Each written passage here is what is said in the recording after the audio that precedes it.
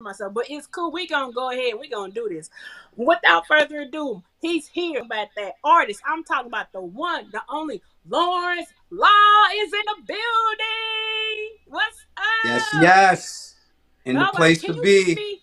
Can you hear me loud I and can hear clear? you. I can hear you loud and clear.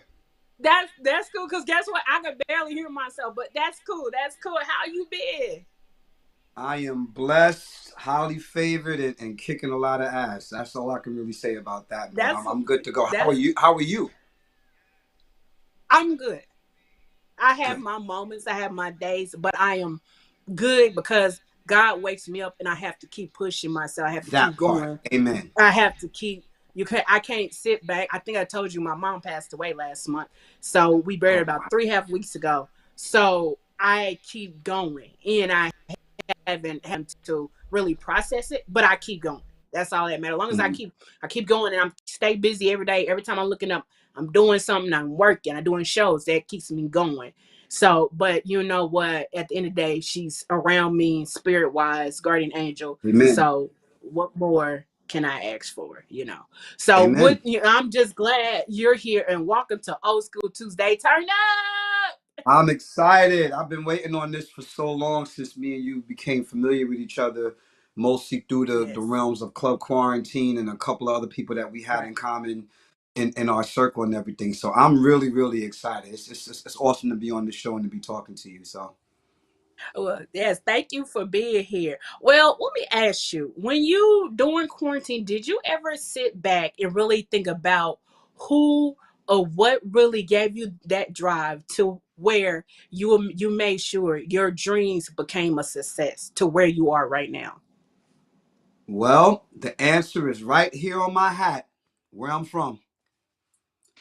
If you can't, the concrete jungle of NYC, but most in particular Brooklyn, St. Mark's Ave, Crown Heights, Albany projects. I mean, all I know is hustle. So I've been a hustler since I was a kid, and the thing is that when, most of my friends hustled other things, I chose to hustle my talent. And the thing is, um, work ethic is no stranger to my family. I mean, because everybody in my family was doing something. And I think that no matter how much of the average kid I could have been, you fast forward to what we're dealing with now in the last 3 or 4 years with this COVID thing.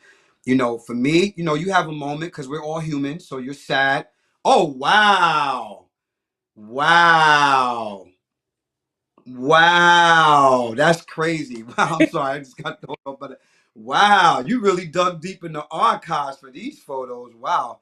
But yeah, but you get the idea. I mean, I've always been a hustler. You see that. That's my favorite picture actually of me when I was a kid because it tells you pretty much obviously what my whole deal was from the very beginning.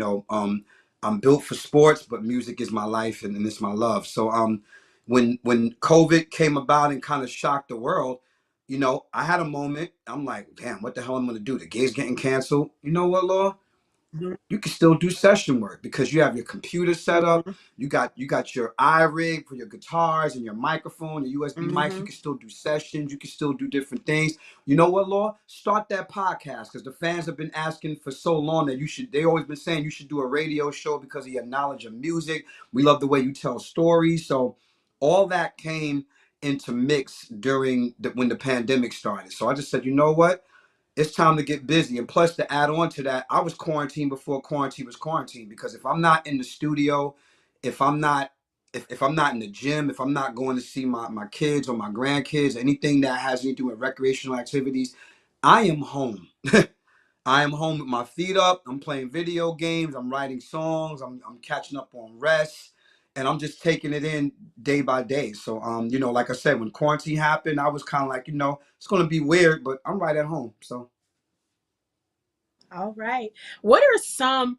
Did you ever encounter? I know artists they go through it. Setbacks. Did you say to yourself, if I fall, I'm gonna make sure I don't fall again because I'm gonna learn from that experience to where I'm gonna hmm get back up and I'm gonna keep going and keep going to make sure if I fall, that be my last time falling. well, as my uncle, Reverend David, always said, a lesson not learned will be repeated. Mm-hmm. So for Mm, me, it was always a thing. I mean, of course, because in this industry, not just the music industry, in any industry, and just in life in general, mm-hmm. there's always going to be a setback or a hurdle you're going to have to get over. And as my mentor George Clinton would always say, without no humps there would be no getting over. So you know, like anybody else that went through it in this industry, any other industry, it just prepares you, it makes you stronger, and then of course it makes you realize, you know what, I'm gonna make sure that this doesn't happen again, or if it does happen again, I'm just going to be better at it. So absolutely, you know, I mean, of course, my saying is no one is exempt from the trials of life. We all have to go through something to get to something. Everybody has to go through Right. it. Nobody just flows through. I mean, of course, you can have less problems when in my opinion, when you're severely intelligent and no more than the average person in your circle of cipher, you can eliminate certain things. So I can truthfully say that I definitely avoided many of the pitfalls that tore up some of our artists, that a lot of artists couldn't get past, and some of them still struggle with it. You know, I never, you know, I never was into drugs. Outside of champagne, I don't drink. I don't drink liquor. And the thing was just that I always knew that no matter how hard or how crazy times get, I didn't have to resort to having to rob or hustle narcotics to get things. And don't get me wrong, it was tempting, because you gotta remember where I'm from. It's very easy to easily get involved in the trade and do what you got to do to survive. But I just always knew that there was going to be something better with each hurdle that I got over. So yeah. What is some of the name one hard lesson that you had to at least face, and that you actually really you had learned a hard lesson that you really learned, that you said, you know what, I'm gonna learn from the experience and I'm gonna apply this to my knowledge for the future. Um. Well, I mean, to pick one is hard because it's so many. But if I had to Hmm. pick one that Hmm. really I would say is still relevant 20 years ago and 20 years to now, I would Hmm. have to say the lesson I learned was all you got is you. Mm. Thank God for supporters. Thank God for the Hmm. people who are in my life that have held me down for more than 20 years. I'm talking about certain family members, you know, a lot of fans who have been consistent with the support. You know, a lot of my iconic heroes and legends who supported me and held me to a higher standard, you know, so I'm thankful for those things. But at the ending of the day, if I had none of that, I know all I had was me. Because if I got one person or two people just to hear what I had to say or listen to the music or come see the show, to me, it's a start. And I always tell people, because some people Hmm. quit before they really get a chance to see what really can happen after a while. And I give a lot of my stories to show people, because, you know, Rome wasn't built in a day, but guess what? Planet 12 wasn't either. Planet 12, I mean, Hmm. speaking of that picture right there, I mean, to sell the concept that I was selling and coming from the streets and having to be Hmm. still be that person, I mean, think about that for 1 second. You know, thank God I have more positive support than than other people telling me, oh, that's weird, that's too retro, that's not going to work. Planet 12, what the hell is that? Ha ha ha ha ha. Like that sort of things. Of course, I had a few of those too, but I could have easily listened to them, and I didn't. I Hmm. kept going. I knew that I had something special, especially when I knew that well, for one, I never got booed off stage, so there's a start. And I know a lot of my friends. Look, I'm Uh-huh. keeping it. I'm not bragging. I'm not capping. I'm just speaking the truth. I've never been booed off stage. Even if people didn't clap all the way for me, it was more like, okay, that's kind of nice, and that's okay, because I knew that every time that we got bigger and every time that we did a show, somebody's gonna respect us for what we do, and that was always my. I guess that's the Brooklyn Scorpio in me, because you know, as you see, I represent it proudly on my chain. But you know, as a Right. Scorpio, my thing is you gonna like something. Something gonna get you a part of my Hmm. show, whether it's the singing, the rapping, the guitar solos, the dancing. Something's gonna get you, and before this night is over, we ain't here to overthrow the headliner, even though sometimes we have actually. We ain't here to overthrow the Ow. headliner. I'm just being honest. But you know, but if we can get at least 10 people to dig into what we're doing, I knew that I was on to something. And that's like in the early 90s. You know, that we even going further back when I started, but in the prime of when I came into the industry, these Hmm. are things I had to learn. So I always said that at the ending of the day, I believed in me. At the end of the day, I supported me, because if you don't support yourself or invest in yourself or believe in yourself, you're wasting time trying to get people to like you anyway.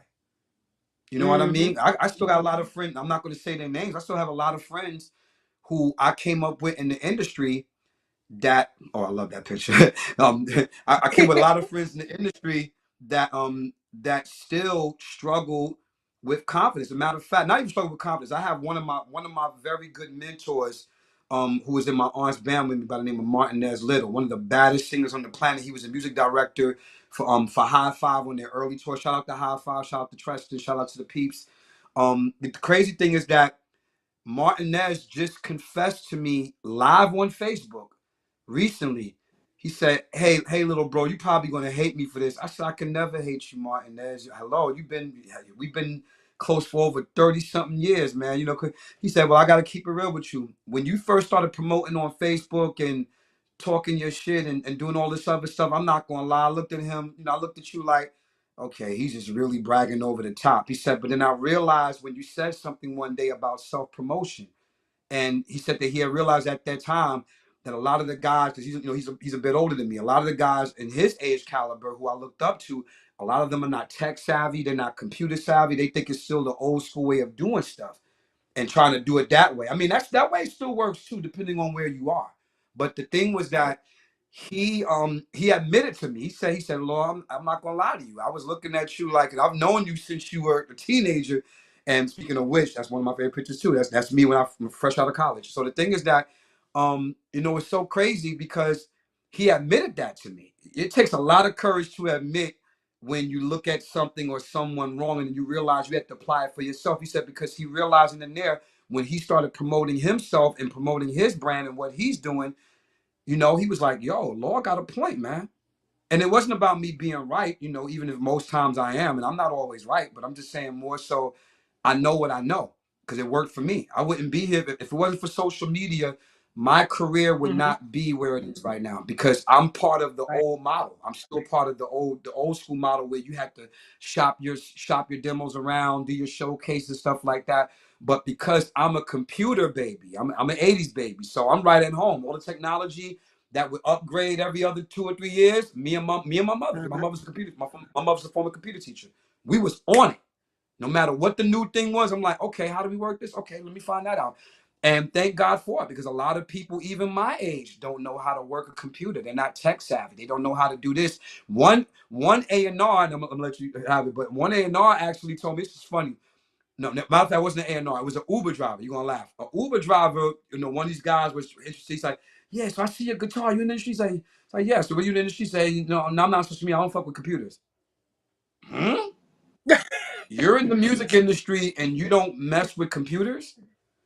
Yeah, make it make That sense. I just kind of laughed. I'm like, well, I don't know what industry you're trying to get in, bro. Especially this is like 2000 and 2000 and probably 18, 19. I'm like, what industry are you trying to get into, buddy? Right. Because it's not going to work. So yeah, to answer your question, Ooh, that's funny. I don't no, it's know where crazy, he gonna right? get with that. Not computer. I don't know Well, where I he tell you gonna about get with people. that You either. know what I and you know what I learned about people. Everyone always has. It's always that one person who got an interesting story, and you really sit back like, okay. And I see Yeah, where you yeah. represent that Scorpio. I represent that Taurus, and I'm a '90s baby. I thought I'd just put that out Oh, there. see, there you go. Okay, I got Okay, I let me got move I got on. Let four me of my move. closest cousins Let are me move on. Taurus and I'm Gemini. Yeah, Okay, let me move on. We don't want to get into those zodiac signs, no, no, but exactly. when you are in the studio, how do you get your creative juices flowing? What really motivates you when you're in the studio? A lot of different things, but if I had to pinpoint one thing, it's part of the name of your show. Nothing like the old school, because the thing is, that's the stuff that still fuels me, especially since I listen to all genres of music. My roots are definitely R&B, funk, rock and roll, and of course, later on, hip hop came into the picture. But the thing you got to understand is that out of all the new stuff that I hear going on. And mind you, there's some great new artists that are doing some real things. Let's keep it honest. Oh wow, wow, wow. I'm just trying to I let know you we finish. go hard. But You they I see Hold up. you really did your homework. That's crazy. I forgot about this performance. But anyway, the crazy thing is that you you know you have to really stay inspired, and it's nothing like the classic stuff. I'm not crossing over. My thing is, for me, is a lot of the elements that are being borrowed today is how this new generation is even surviving, because 90% of the new artists that are coming out with these records, they always sampling a 90s record or 80s record. I mean, I just heard somebody just do the somebody took Anniversary by 2020 Tony and slowed it all the way down and just put a whole new thing over it. Even I don't know what that girl's name is, but she took that Silk song, Meeting in My Bedroom, and she's like, come here, bring that. Yeah, I'm like, what the but it's just like, I mean, you can't help but laugh at that shit. But it's funny because this is still new school, borrowing from the classic old school artists who are still out here kicking. Silk is, I mean, those are my big brothers, ATL in the building. Silk is still mm-hmm, out here kicking ass, period. Shout out to mm-hmm. all five members. I mean, those are my big brothers. I'm Yeah. like, so that's a good feeling. And Tony's still out here doing their thing along with Raphael Sadiq. So my thing is that Yeah. that's what inspires me when I get to the studio. Because the first thing I'm thinking, if it's a rock song, if I'm doing a rock song, the first thing I'm thinking about is Hendrix, the early Prince stuff, the Beatles, the Rolling Stones, the Who, Cream with Eric Clapton. Like I'm thinking like that because I'm thinking loud guitars. I'm thinking Lenny Kravitz. I'm thinking Fishbone. I'm thinking, Bad Brains. I'm thinking 24/7 Spies. These are the guys who I look up to that ferociously and boldly combined R&B, soul, funk, and heavy metal, rock and roll. Same thing with Living Color. You know what I mean? These are all the guys who I look up to. Lenny Kravitz, especially, because Lenny Kravitz, along with Living Color, they were able to sell records on a mainstream level doing the shit that we created, even though most of the white rock bands had took over.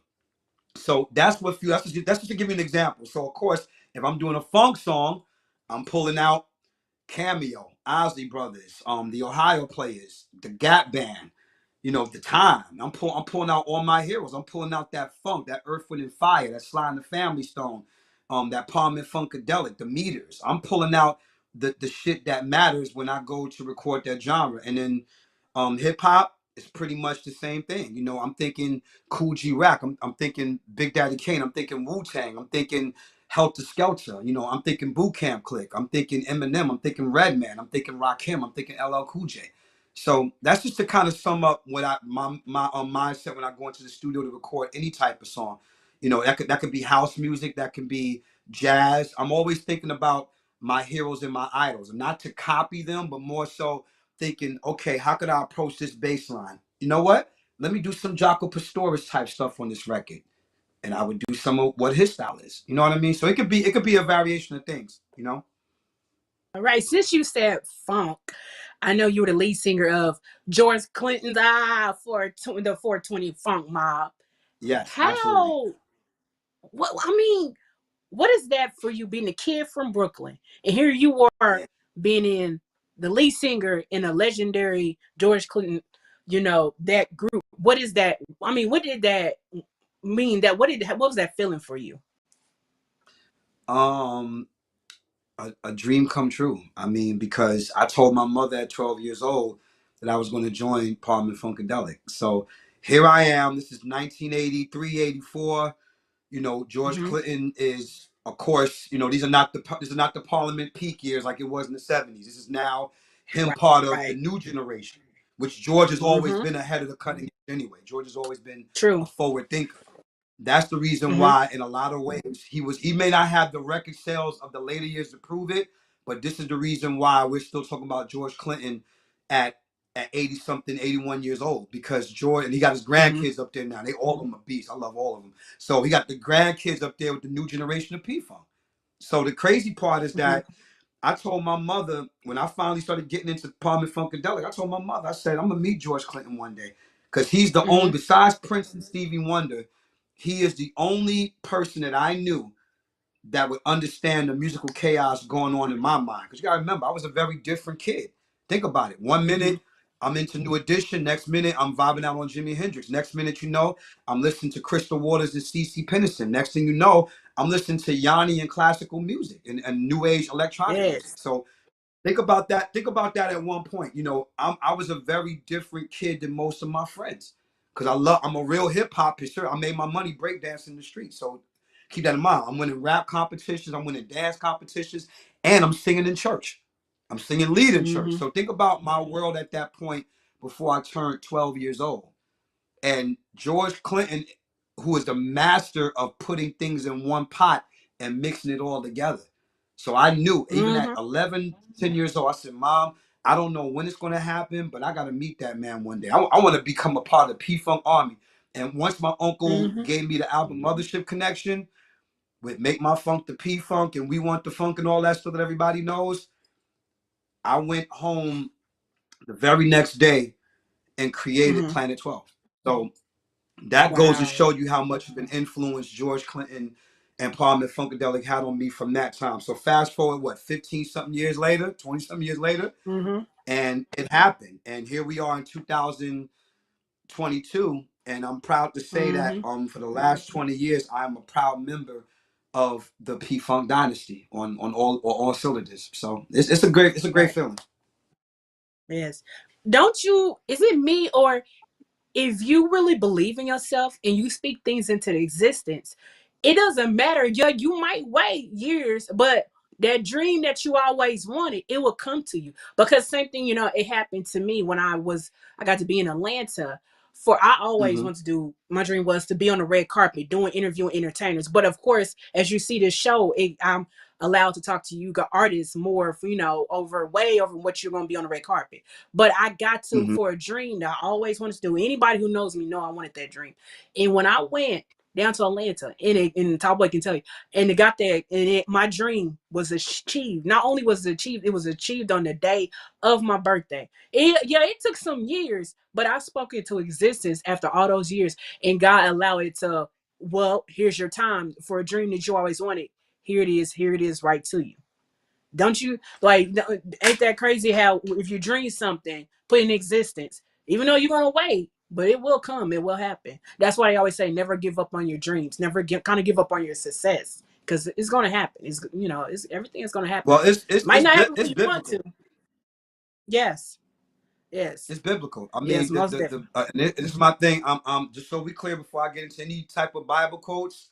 I am spiritual. I'm not religious. So I just want to let everybody know Uh-huh. that now before they start, because everybody has a right to believe what they want to believe. As long as you're not harming Right. kids or trying to beat people in the head or abusing women and men, Right. if you know, Right. then we're good to go.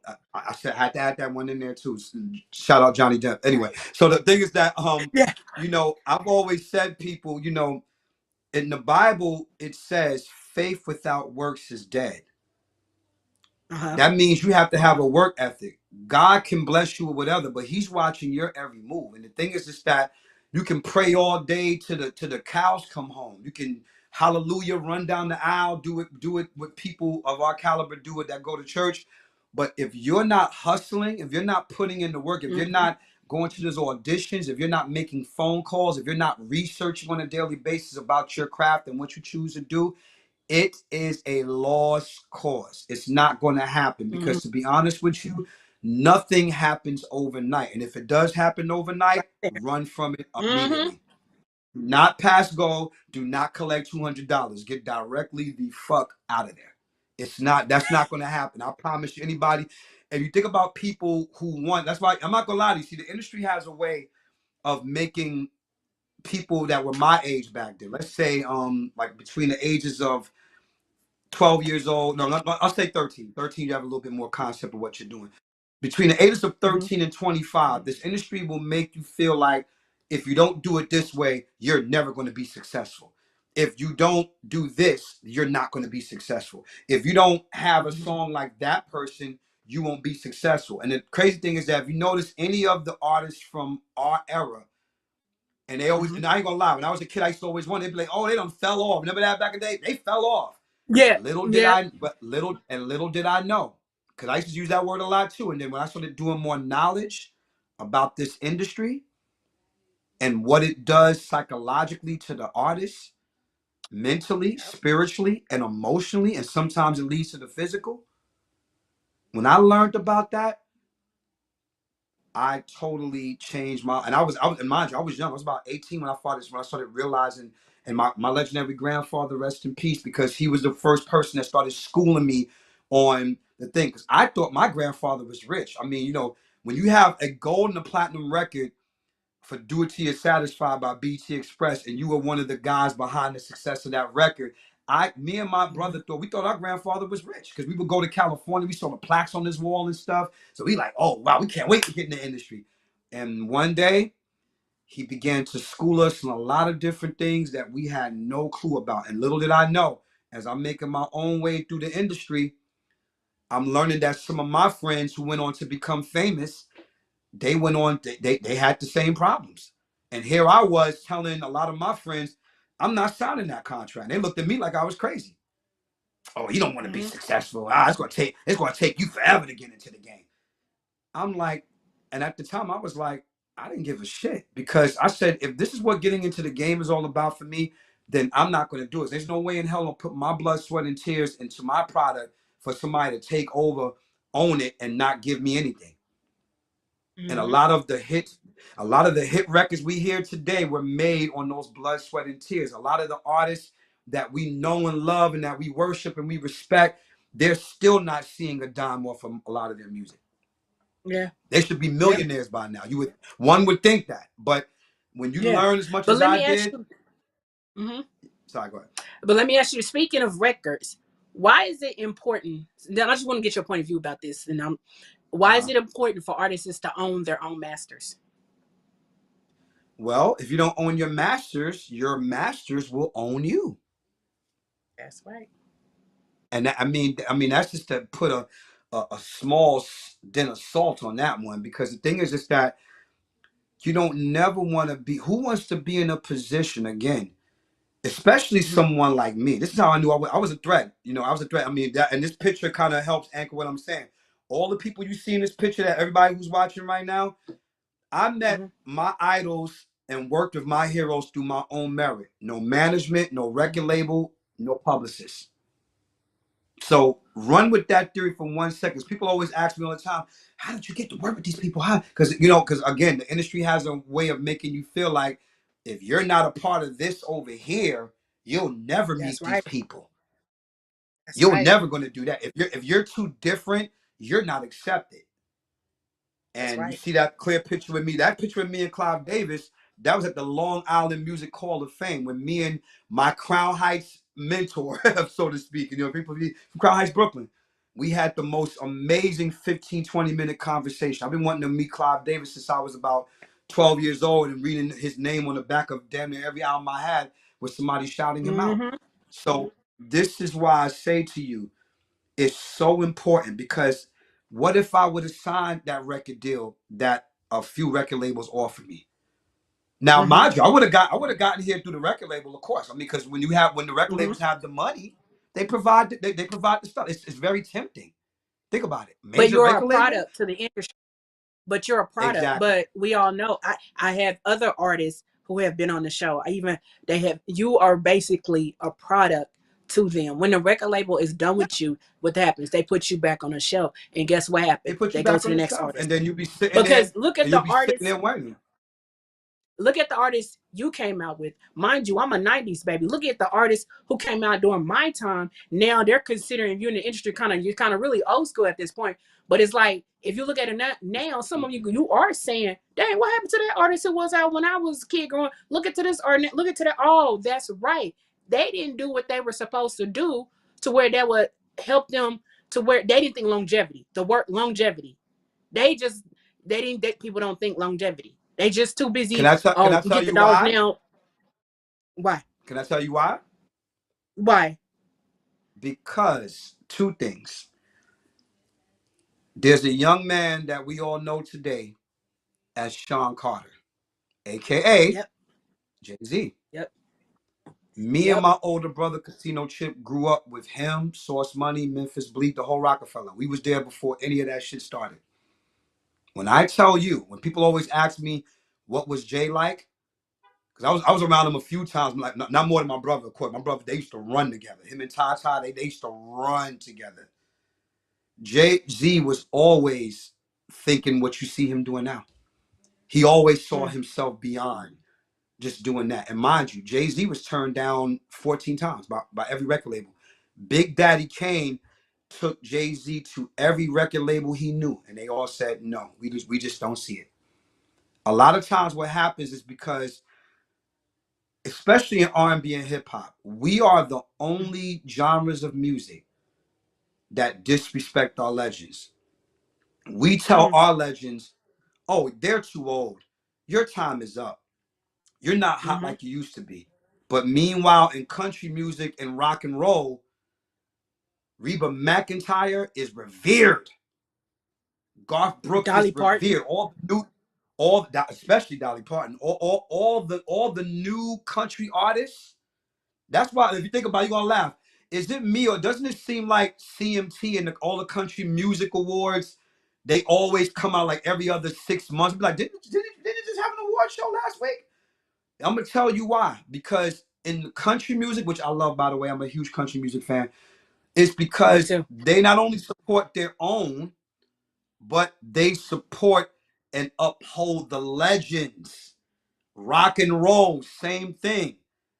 That's the reason why Kiss can still tour the way they do. Kiss is in their what, in their 60s now, early 70s. Gene Simmons Yep. is still Yep. putting on the monster boots, the heels, Yeah. and they're selling out every arena. Want to know why? Because the Mm-hmm. fans who supported them from day one and new fans are made along the way, they don't care if Mm-hmm. they didn't have a hit record since 1985. They don't give a shit. It's Kiss. You dig what I'm saying? They don't The lie care. detector That's test what I love determined about you are telling the truth. people don't love about it. They care. They care. Meanwhile, most of us, and I'm gonna say it, most of us black folks will sit here on a Uh-huh. computer all day talking about, Say it. oh, you see little Kim, you see the way she look. Now, mind you, okay, she did what she did. It's over with. But that's an icon, because God forbid if she left this earth tomorrow, the same people talking shit will be trying to find every good thing they could say about her. Oh, she was a trendsetter with the colorful wigs and the mosquito and the fashion. Now you want to talk all that shit now? No, you should have been talking it when they were here. They Mm-hmm. shouldn't have to be made, because to me, in my opinion, every legend of any genre is Mm-hmm. forever relevant. There is no such thing as, oh, they're irrelevant now. Fuck out my face. Pardon my language. But still, that's how I feel about anybody that even comes close to disrespect this. I had an argument. I won't say the person's name, but I had an argument with somebody that tried to tell me that, well, because Big Daddy Kane had, I get personal with Big Daddy Kane because that's one of my big brother, close friends to my family, but greatest C of all time. I said, Kane is still out here packing shows and killing shit and looking damn good doing it. What are Yep. y'all talking about? What are y'all talking about? I don't play that, because my thing is that if I'm gonna be the one to set the example for the other artists to start holding our artists in high esteem and not wait until they get another hit record, or wait until they do something big on or being featured on Wild 'N Out with Nick Cannon, all of a sudden everybody wants to have an interest in them. I'm like, no, my interest never waned. Anytime that any of my legends are doing something, and see, you got that one up here right now in that picture. Mars Day hasn't had a hit record in years, but That's you right. better believe But that if I don't have a he's show, still, yeah. yeah, Morris Day is still respected though. Like I just told you, they was just here the Saturday before last here in Kansas City. But Morris Day is still respected though. It no, don't they look but like here's the thing though, but here's the thing though. You're right, but Mhm. I'm gonna tell you, I'm part of the Minneapolis Prince camp, as well as most of the fan bases, and I promise you not, when Prince passed away, even a Mhm. little bit before he passed away, a lot of people were trying to shit on Morris Day, Sheila E. They were trying to say all kind of shit about, oh, they ain't nothing now. Now that Prince, this is fans. These are people trying to say that, oh, they're not relevant. I said, well, do understand that if it wasn't for the creation of the time, the Minneapolis sound wouldn't have been kept alive, as well as, and then when Jimmy Jam and Terry broke off, they took it to the next level. Yeah. Same thing with Jelly Bean Johnson and Monty Moore and Andre Simone. Somebody tried just Andre Simone. I said, if it wasn't for Andre Simone, there would be no Paisley Park, because why? Him and Prince started where? In Andre's basement. That's where it began. That's where everything that we see today about Prince, everything that we love about Prince started in that basement with him and Andre Yeah. Simone. How dare you disrespect them? I don't play that when it comes to the, especially the ones who I worked with. Like the ones who I worked with and who have supported me, I just don't play those kind of games because we're in an industry where they'll try to sweep you under the rug and take your credit. That's why I'm very aggressive when it comes to the way I promote my stuff. A lot of the fans didn't understand that at first. They'd be like, "Oh, he's always posting, he's always promoting, he's always talking this stuff." But they understand now because God forbid if I left, there's so much stuff out there of what I said, but more importantly, what I've done. My catalog, my resume speaks volumes. There's enough video on YouTube for people to research. They can see what they is. They can see what it is. So my thing is just that it's not being done in vain. So to go back to what you said before about that, I take it very personally when it comes to Mm. our icons of any genre, especially R&B, rock and roll, and definitely hip hop. Speaking of which, rest in peace, Kango Kid. Can't Simply go kid. because Kango was one of the first OGs He to can rap, he support can my sing, he movement, can especially dance. because I'm gonna say it directly. Kango Kid's classic line in Roxanne, Roxanne is what gave me the balls to continue in my career. Because you got to remember, I started working in the industry when it wasn't cool to be a rapper, a singer, and a dancer at the same time. But everybody knows that classic line. So, baby, don't you know I could sing, rap, and dance in just one show? That line I held on to for the last 20 years in my corporate gig agency. Shout out to Element Music. I traveled around the world singing, rapping, dancing, of course, playing instruments. So, if it Mm. wasn't for Kango Kid, Brenda K. Starr, one of the first female singer rappers, Lauryn Hill, Queen Latifah, Force MDs without question, New Edition, there would be no me. And Mm. I'm glad that I had a chance to speak to Kango about a week before he passed away, man. So for me, I try not to get too emotional and sensitive about it because I really valued and cherished our friendship. Every time we saw each other, man, with stories, as jokes, he just say, "Yeah, I saw your interview with Bobby Singh." Like he was just always, you know what I mean? And this is because UTFO is one of the first rap groups that me and my brother looked up to growing up as kids in the projects. You know? We were blessed to have Kango here February of last year. Me and Tallboy were on the phone with him, Uh and huh. we wanted him to come in on a certain date.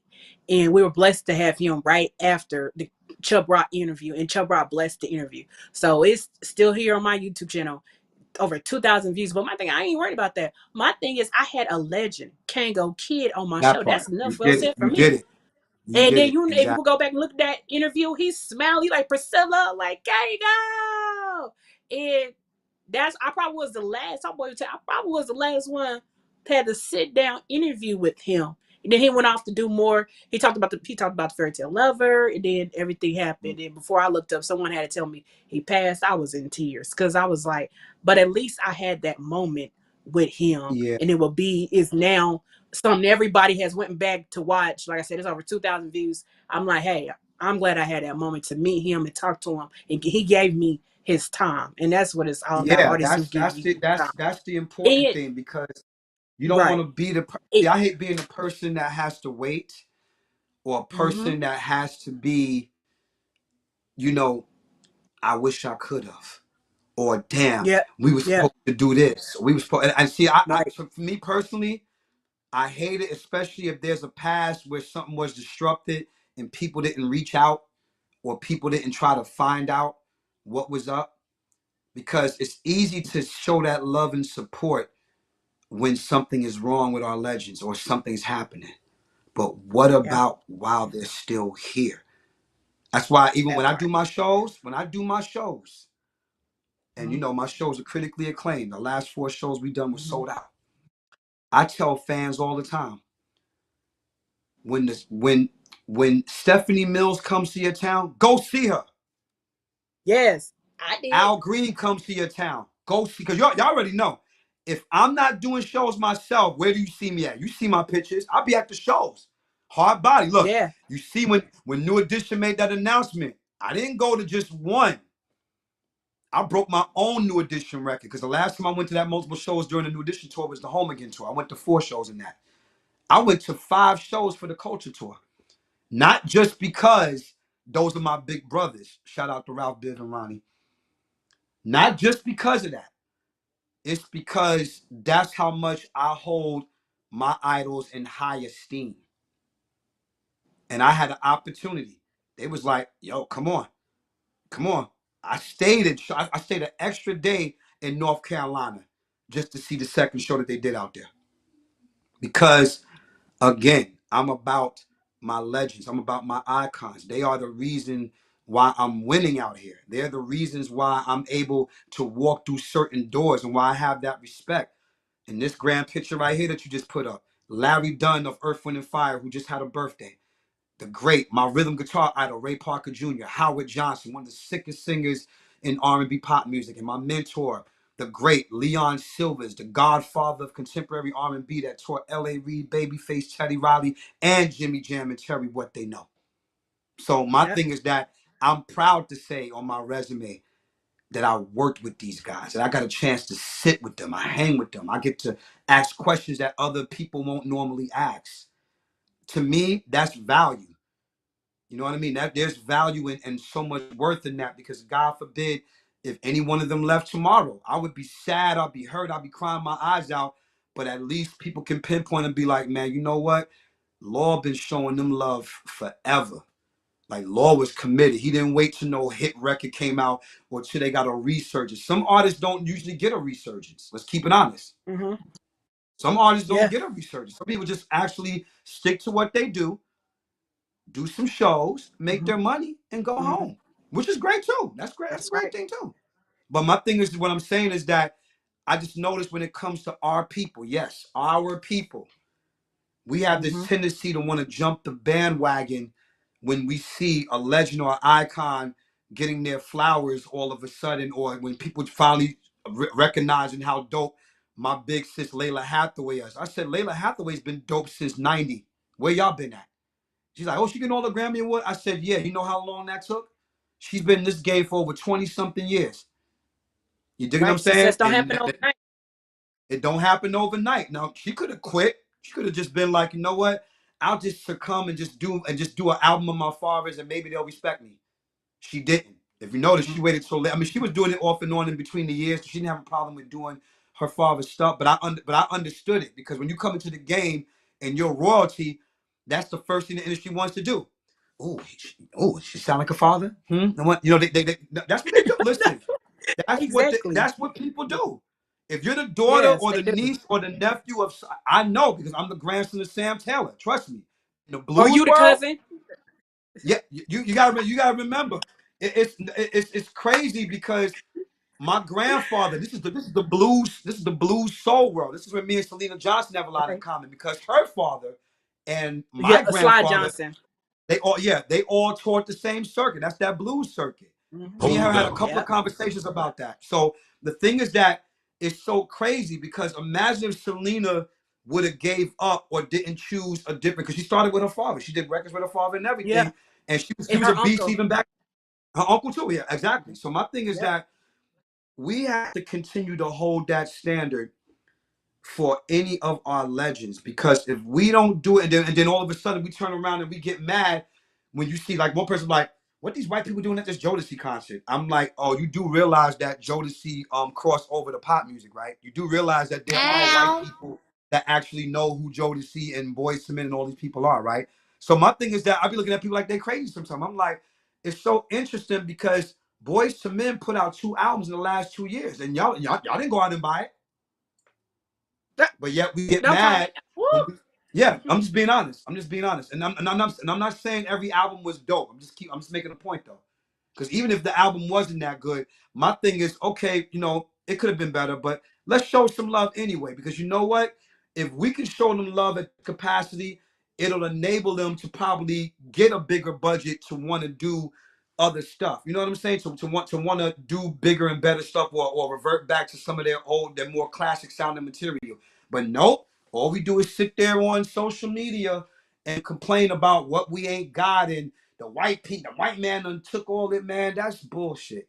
If we're not out here Mm. supporting our own and doing what we can for our legends and our icons, we are doing a disservice, not the white man. Because here's the thing. Stephanie Mills can go to Europe right now and she would get that love. She would get probably more love than she get here. I promise you. I'm willing to No put comment. money on that. I'm willing to Mm-hmm. put I money know. on that. I'm saying No that comment. because I know it's true. There's a reason why a lot of Yes. artists have to go through that. And I'm sorry if I'm rambling, but I'm making a point because No. I get very passionate about this, and I'm glad that you talk about these things and you bring it up because a lot of people don't understand. I get these looks and these crazy things from people on social media on why do I keep saying support? My slogan is support or shut up. I'm like, yeah, because I'm sick of y'all jumping on the net. I just leaked 3 of my songs of the new album I got coming out next month. And I'm telling people, I'm like, I said, here I am for Juneteenth. I don't want to hear nobody. If I hear anybody of my race or color or creed say some foolishness about what they don't like about a song, or one person tried to comment is like, oh yeah, you know, them white people love. I'm like, yeah, let them love on me some more. Thank you. I appreciate all the love I get. I'm not going to sit here and be like, oh, well, I want my people, because of course that's pretty obvious. I'm a proud, gifted black man. Of course, I want my people to be the first to be a part of what I'm doing. But damn it, at the end of the day, I'm going to roll with who's ever showing me the love first. Who's coming out to support Right. my shows? Who's coming out? Who's buying a record and not making excuses? That's what I'm looking at. So you can miss me with all that other shit. I got somebody else said, don't come at me with that black retort. I'm the son of a Black Panther mother. You can't throw a wool over my eye. That's BS. We have to support our own. That is the only way the legends are going Mm-hmm. to be revered. Stop waiting for the Rock and Roll Hall of Fame to validate us. Stop waiting for Grammy Lifetime Hollywood Achievement Walk of Awards. Fame. Yeah, that too. But by the way, here's the thing, and I'm saying, don't get me wrong. Winning anything is a beautiful thing. I cheer when Mm-hmm. my heroes win. I cheer. But Grammys, Walk of Fame, and Rock and Roll Hall of Fame inductions do not validate artistry and legacy. No.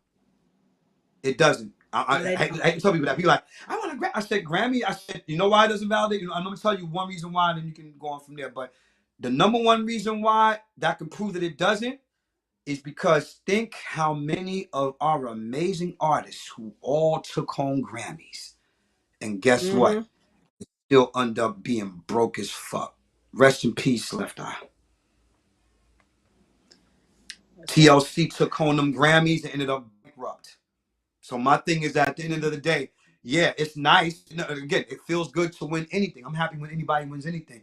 But if it's not progressing the music, if it's not progressing in you on top of your business, or if it's not you solidifying your legacy for years to come, Grammys are pointless. Corey Glover from Living Color used his Grammy to hold open his door.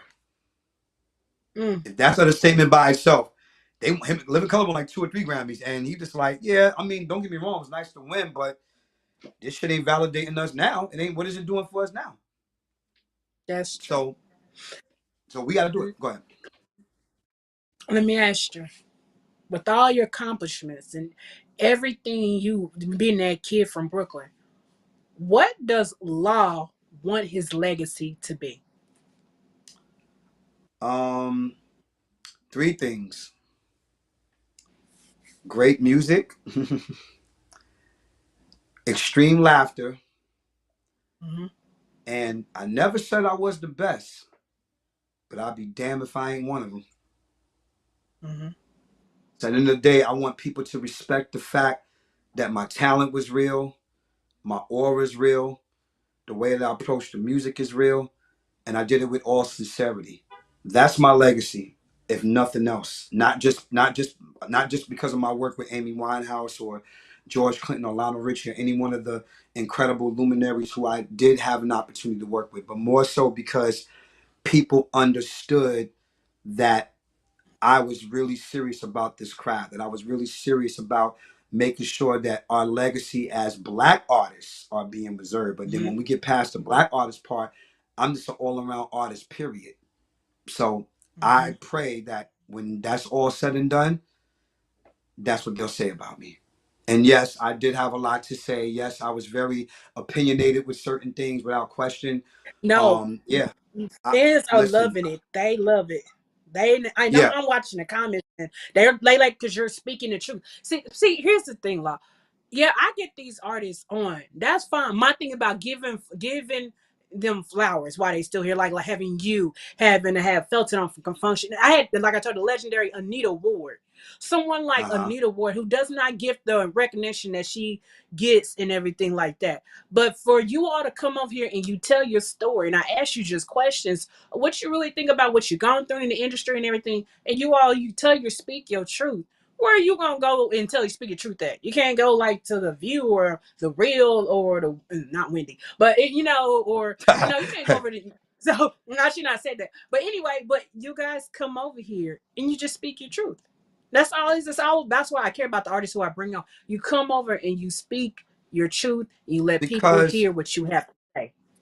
because here's my thing. Nobody's going to tell my story better than me. Right. Not even my own incredible mother. And I love my mother to death, as y'all know. Now, my mom could tell you, of course, more about me because she knows her son. But there's certain things that my mother is just now finding out that she didn't know about during the course of my teenage years. That's why it shocks her sometimes. Like, where did that come from? Like, what did you? Oh, I said, well, mom, I couldn't tell you at that time. No, you Mm-hmm. you was a typical, black hood ghetto mom that didn't take no shit. So I knew I couldn't tell you that. But the thing is just that, you know, for me, no one's going to tell my story better than me except for the people who were there with me every step of the way. So That's I right. make it a point to always tell my truth. I encourage other artists and other people in general, not even just, like I said, not just artists, but just people in general. I mean, you know what keeps me going every day, Pricilla? My fans. Because What's every that? day when I wake up and I get up, my fans, because when I wake up every morning and I get an alert on my phone, I getting all these people, whether it's the blockheads or my Planet 12 alien fans or people that love New Edition and D'Angelo and Maxwell, they see me at the shows, they've read my posts, they've seen my shows, they bought my music. Those people tell me all the time that I inspired them. And mind you, I'm not, you think I'm Mm. going in their DM saying, hey, say this about me, y'all. Come on, say it about me so I can look good to the people.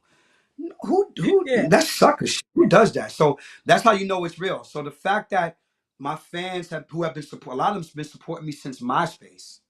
That's how Mm-hmm. real Planet Soul movement is. So this is how I know that I'm doing something right. So again, I tell you, and I tell everybody else who's tuning in to today's interview today, it's just that their love is the reason why I'm able to continue because it lets me know I reach somebody. Most of my fans didn't even come through the music first. A lot of my fans came because they saw what I was talking about. The same stuff I'm talking to you right now. And of course, a little bit more raw and a Mm-hmm. little bit more explicit at times and definitely could be loud when I want to be because I have a dark Brooklyn sense of humor, as everybody knows. Mm-hmm. Um, so a lot of them became fans through me keeping it real about the award shows, certain artists who I thought was whack, or certain movies that I thought were corny, and people like, oh, I thought that movie was corny, da, da, da. And then people began to check out my music and then got to know me. And some people, because they're so social media invested, they really thought that my personality was like this 24/7 until a lot of them met me at the shows. And people, I've heard if the thing I hear consistently from people when I meet them in person, they was like, wow, man, your personality is way different from when you on Facebook and Instagram and Twitter speaking that stuff. And I always tell people, personality and persona are two different things. They go hand in Mm-hmm. hand, but they're two That's right. different things. So I really make it a point to acknowledge and let my fans know every chance I get. If it wasn't for them, there would be no Planet Soul movement. None of you see all these shirts. Did you see the people Yeah. I did. who Hey, wore I the went and did merchandise? research on you. Yes, I So it's did. just and that was the first week sales. First week sales were so crazy, and I'm bugging because for 9 years, a lot of my longtime fans have been waiting for me to put out merch. But you know me, I'm the kind of person. I said I'm gonna have to be still to do that because I want to take time and make sure that the quality of the shirts were good, the hat quality, because these are the stuff that I wear. Everybody knows I'm a hoodie guy, I'm a t-shirt guy. I'm a Scully guy. Mm-hmm. I rock my fitness as you can see. But the thing is that I wanted it to be, I wanted it to be real. I wanted it to be something that I would wear so that people could be like, I'm buying more of his stuff, and they did. I literally had to re-up on when the purple shirts came out. Them joints went within Mm-hmm. 3 days. So Wow. again, the fans and the movement that we created, which was purely grassroots. I say to my fans all the time, I love you. I appreciate you. You have no idea how much I thank y'all guys and mean to me for doing that. And it's all because I told my stories. All because people like you gave me a platform to speak about things that even people may be tired of hearing me say. They be like, that's all he talks about. I say, yeah, and I'm gonna keep talking about it because until I see a change, that's me. I mean, I don't give a shit because the thing is that they'll sit here and listen to a gossip thing all day with them talking about people and bringing people down, and they wonder why they feel no remorse for Wendy Williams. I don't. This woman spent a whole 2 decades disrespecting and talking about people. I don't feel no Yeah. remorse. I Yes. don't. There's no disrespect. I mean, I hope she gets her life together. I hope something great happens for her. But I don't feel no remorse for any of the shit that she's had to go through in the last 4 or 5 years because the law of reciprocity is real. And like my grandfather used to say, karma is a bitch and not a fine bitch either. And I'll leave it at that. Yep. All right. Where can your fans find you at? Where can they find you so they can go ahead and know right now on social media where you want them to look for you and everything? Yes, they can find me, of course, on Instagram at Planet 12 Law. And my second Mm-hmm. Instagram page, which is Planet 12 Stories. You're going to like that one because that's where I tell all of my industry stories of the people who I worked with, who I met. So you get to hear the good, the bad, and the fucking ugly in that one. I promise you. It's going to be real. There's 8 stories All up there right. already. So make sure y'all follow Planet 12 Law, but also follow Planet 12 Stories on Instagram. Of course, on Twitter, it's the same thing, Planet 12 Law. And of course, on Facebook, I'm under my real name, Lawrence Law Worrell, which is basically facebook.com/Law Planet 12. My SoundCloud is, I have 2 SoundClouds, which is Planet 12 Law, and of course, L asterisk A asterisk W. All of my music and all of my albums are on Spotify, iTunes, Tidal, all that stuff. All you have to do is just type in L asterisk A asterisk W. And you could also just type in all things Planet 12 Law, Law Planet 12 to Google with everything else that comes up, whether it's videos and all kind of things that we got going on. All right. We're gonna play this quick game real quick with you. You seen Steve Harvey's Family Feud. We do it the old school Tuesday Turnup way real quick. Let's do it. And we gonna do this quick 10 second is 10 questions, 60 seconds. We gonna do them. Talk boy, let us know when the music start. As you gotta listen because I don't try to go too fast, but No, go for it. I'm with it. all right, come on. The fans that are joining. My cousin just sit here and text. Well, she just texted literally just now. But he is so just she's loving it. She inspired Oh by it. She wow. she was Chill sitting here out. Thank texting you. me. I Yes, she appreciate down it. there in Dallas. So Ah top of yes. yes. Favorite ice cream. Strawberry. Favorite dish. Fried chicken. Favorite movie. Last Dragon. Favorite comedian. Richard Pryor. Favorite love song. Would You Mind by Janet Jackson. Favorite color. Purple. Sunrise or sunset. Sunset always. Chicken or ribs. Say it away. Chicken or Chicken or ribs. ribs? Chicken. Yeah. Grits with salt or grits with sugar. Grits with salt. Last question. Name one artist in one group you would like to see come on Old School Tuesday Turnup. New Edition. Okay. One artist. Stephanie Mills. Okay. That's what I'm talking about. Top Boy, is there any one question you would like to ask before we get up out of here? Top Boy, is there any quick question you want to ask? Law? One little, because all the comments up here lighting up left and right, and everybody's loving Oh you and wow. appreciate you speaking your truth Oh wow. and Thank you. everything. Yeah, and thank you for being here. I appreciate you. This has been an awesome interview. Everybody love it. I don't know what Top Boy is doing, but I was going to see if he wants to ask a quick question real quick to you. He's probably sitting up there getting everything together. But Mm. let me go ahead and announce to everyone. We will Old School Tuesday Turnup was another artist would be here in the middle, the beginning of July, and at the end. So to Mama D out there, honey, you'll get Old School Tuesday for 3 more interviews. So I know what you said about fans law. That's the same way I go with me. If I stay off air for too long, the fans will be like, can't do it, can't do it. But yes, but I don't know where Top Boy is. So he probably ain't coming out. I don't know what he's doing. But I just want to thank you for being here. Thank you for being part of the Old School Tuesday Turn Up family. I hope you enjoy yourself. We turned up with you. Thank you for being here. And you are now part of this. Yes, Appreciate this it. family. This is how we do Old School Tuesday Turn Up. And everyone who donates to the show, of course, that's the Old School Tuesday Turn Up earrings. And thank you all so much for tuning in. Thank you for Law for being here, telling your story. I loved you. I enjoy you. But before you go, we're gonna talk to you real quick. But I'm about to end out and go ahead. You all, I will be back same time, same place. Gospel singer. Yep, we finally got us a gospel singer. The one and only Michelle Brooks Thomas. If you guys seen Game 3 of during the NBA Finals, she was the one that did the national anthem. She will be here next Tuesday. That my girl will be here next Tuesday, 7:00 p.m. 8:00 p.m. Eastern Standard Time, 7:00 p.m. Central Standard Time. Right here. Old School Tuesday Turn Up. This was Law. Right there was Law. He killed it tonight. And I am the one and only Miss Pricilla Watley. Until next time, you guys enjoy your weekend. And Law, I hope you had a blessed Father's Day. And happy Father's Day to you once again. Oh, thank you happy so Father's much. Day to everyone out there. And everyone enjoy your week. Have a good weekend. Until next time, I will see you guys soon. Holla. Hey. Law, we're going to talk to you real quick behind the scenes. Now my audio want to work. I know what I did wrong. Oh, wait. No, we're going to get on out there. I ain't going to hold y'all. No, I had the microphone turned down.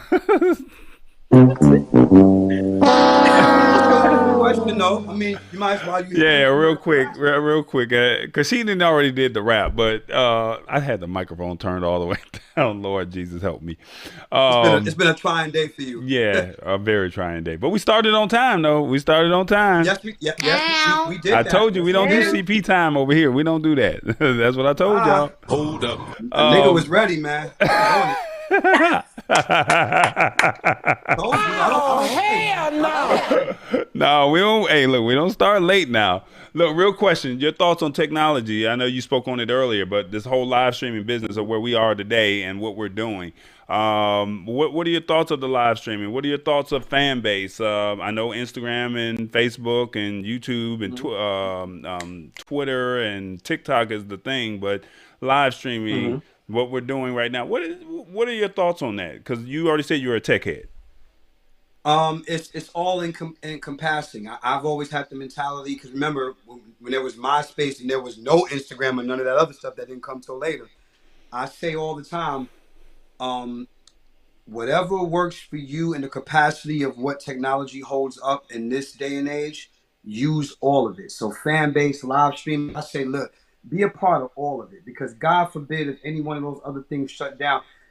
They might come back, they may not come back, but here's another thing. Right now, as we're talking right now, there's a young, geeky-ass black or white kid developing the next app that's going to change the trajectory of the future in terms of how we produce programs, how we produce music, how we get the stuff out there.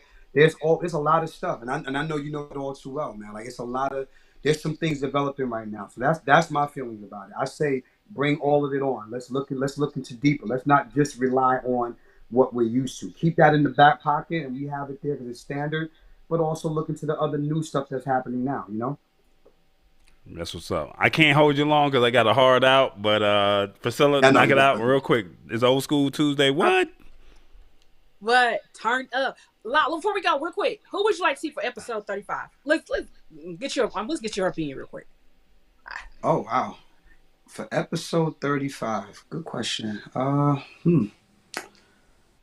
I would say this is, because I know so many people, so it's like, well, who could I?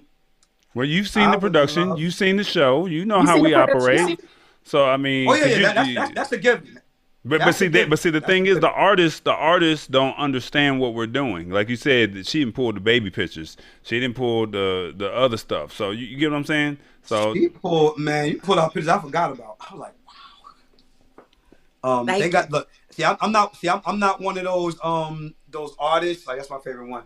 I like one of those. I'm not one of those artists that a lot of these artists are still ashamed of their old pictures. You know that, right? You want to know how to hurt a nigga's Right. feelings? Put up an old picture Mm-hmm. they don't like. That's how you All right. love. I love all my pictures. I'm like I've accepted every last one of my phases. When I had braces, that's me and my older brother right there in Brooklyn on Christmas. When my teeth wasn't so straight, I accept all of it. Matter of fact, that's when I had braces right there in my graduation picture.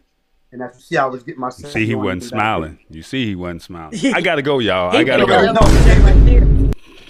no, because Yeah. in Who do Brooklyn, you you already want for? know. But name hit them. Law hit them with a name they would not think, would not our fans wouldn't think about for episode 35. Because remember, I'm 30, so we're trying to do 35 big. So who hit them with People somebody Bryson, they wouldn't think about? Oh, People Bryson. How that's a about good one. that? That is good. We don't I talk got about him. I love We don't talk about him enough. That's right. That's right. Oh, my cousin wanted me to tell you the one in Dallas. She said very inspiring interview, and he is keeping it real. Thank you, Law. Sending much love for great music. My cousin Lotta down there in Dallas, Texas. That's what she takes. She's watching. Okay, well, is she following me now? Wow, that's interesting. Thank Yeah, you. I'll give her your information. I'll make sure she is definitely. She's kind of older No, I was lady going too, to be. so she don't really do. So she don't No, do no, we do a social lot of media, but corporate gigs. I'll make. We do a lot of corporate gigs in Dallas. That's why when she said Dallas, I'm like, oh shit, okay, we do a lot of corporate gigs in Dallas. All right. Okay. So Well, one day I want to meet her. cousin, that was for you. Okay. I'll hook it up. Oh, but like I said, Law, thank you for being here. You all, thank you for watching Old School Tuesday. Turn up. We will see you back here next Tuesday, 8 o'clock p.m. on the 28th. Yeah, this 28th. June 28th, next Tuesday, 8 o'clock p.m. Eastern Standard Time, 7 o'clock p.m. Central Standard Time. Law, thank you for being here. You all, this is Old School Tuesday Turn Up, and I'm Thank your you. host, Pricilla Watley. I'm out. Love you, sis. Thank you. Don't wait. Right? Don't leave. All right. Top boy, in this Okay, out. I'm here. I'm here.